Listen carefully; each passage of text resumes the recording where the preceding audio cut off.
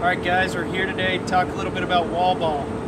You got to have an agenda whenever you're going to do wall ball to make your stick better. Otherwise you come out here and you just throw the ball off the wall, you don't get any better. So you start off with a quick stick. I'm going to start off 50 right and then I'll go 50 left, making sure that my feet are pointed away from the wall, parallel with the wall, not at the wall, squared up. I want to be this way.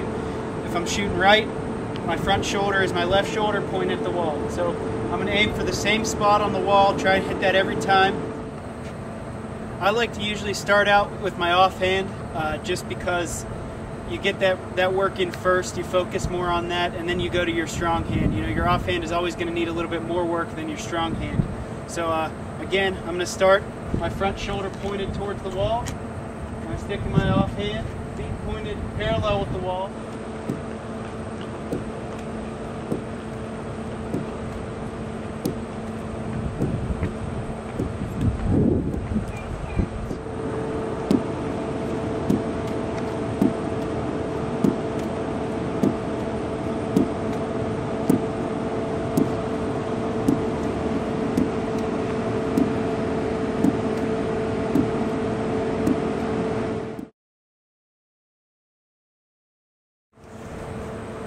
Next up, guys, we'll do 10 to 12 yard passing, set up with my feet about 10 to 12 yards away from the wall.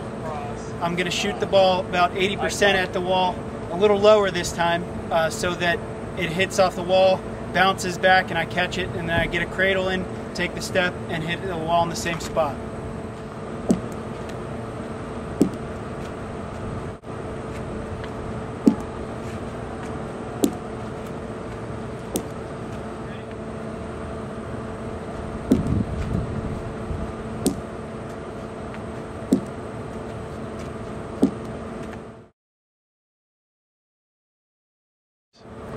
Next up, guys, is throwing and catching on the run. I'm going to start out about 5 to 7 yards away from the wall. I'm going to run along the length of the wall, throwing the ball at the wall, catching it while I'm on the run.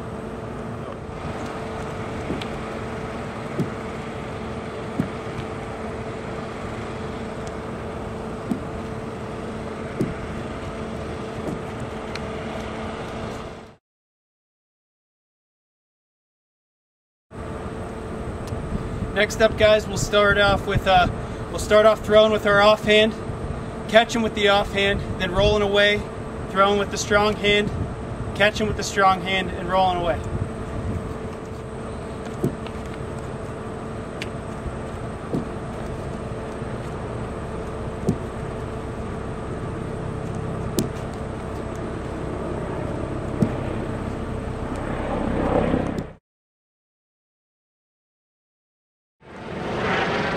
Next up, guys, we'll go with the splits.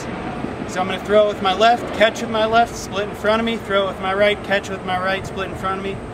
Again, go for about 30 to 40 reps.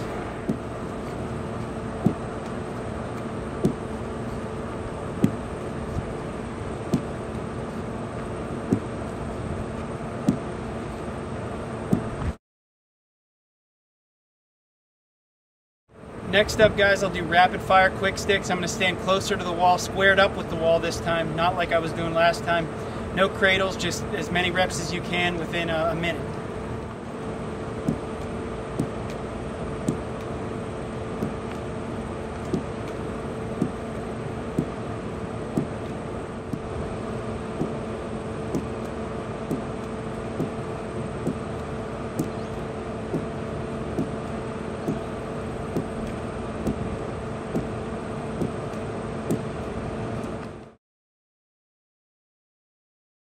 Work a little bit on behind the back stuff. This is where you get a chance to work on that without getting yelled at in practice. So, you know, I'm going to start off, I'm going to throw it behind the back, catch it in front of me.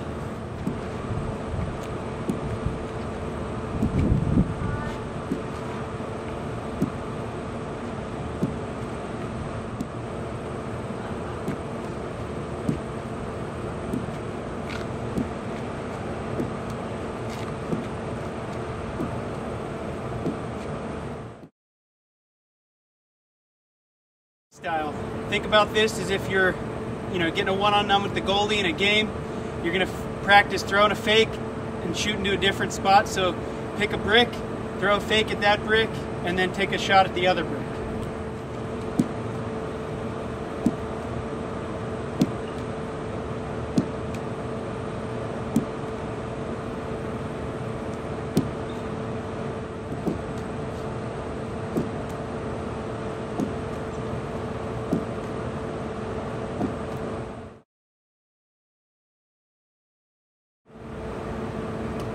Next is another freestyle session, guys, where you get creative.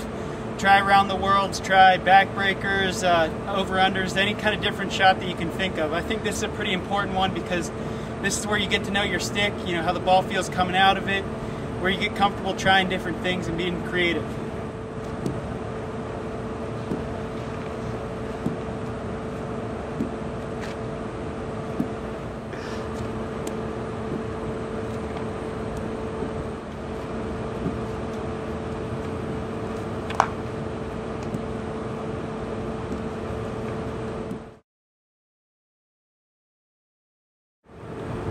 Alright guys, another good drill to do on the wall is part hole passing, where I'm going all top hand with my right, all top hand with my left, all bottom hand with my right, and all bottom hand with my left.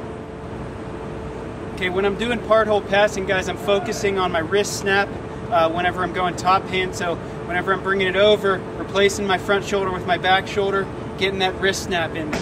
When I'm going all bottom hand, I'm keeping my top hand on the stick for a guide, but whenever I come through, whenever I follow through, following through with just the bottom hand.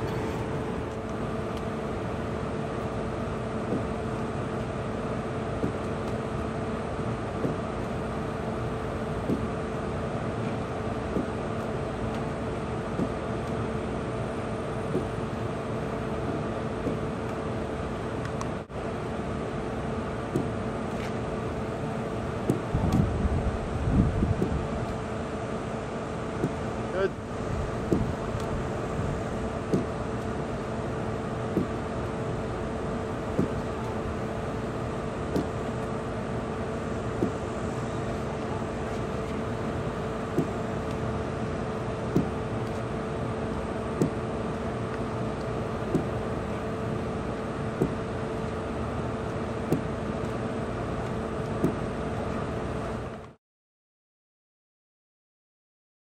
Go. Okay guys, whenever you're starting out establishing your wall ball routine, you want to have a plan and a goal. You want to have short-term goals and long-term goals. A short-term goal might be that you want to get from the 11th high brick down to the 7th high brick. A long-term goal might be that over the course of the season, through doing wall ball when you don't have practice, that you want to get your offhand as good as your strong hand. Design your workout before you get out and do wall ball. It's a good thing to write it down or type it up and then make sure that you know you're sticking to your plan.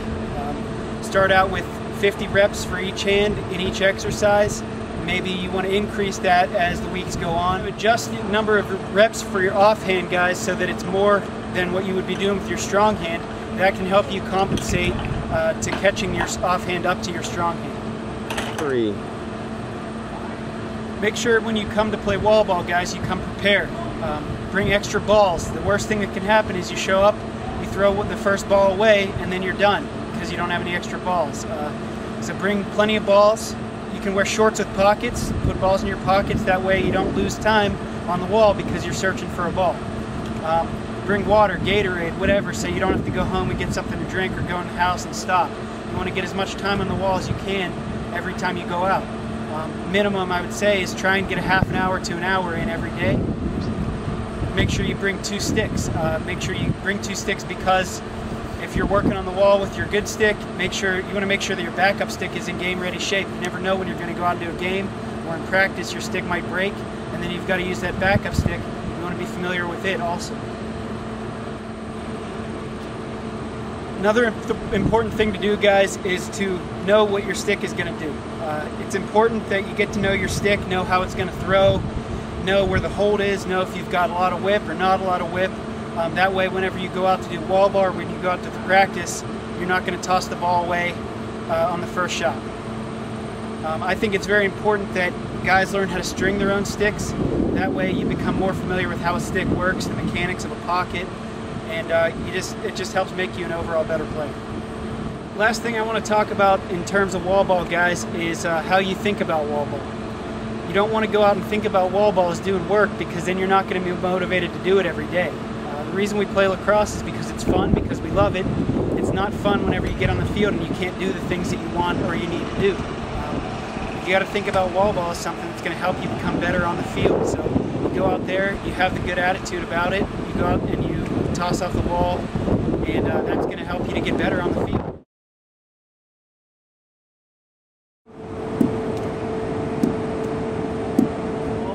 And then I get my reps in.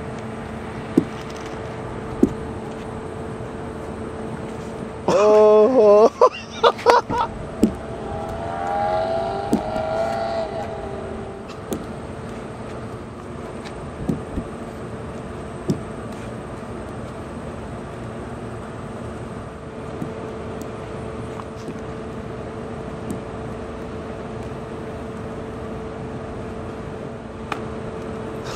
Or maybe you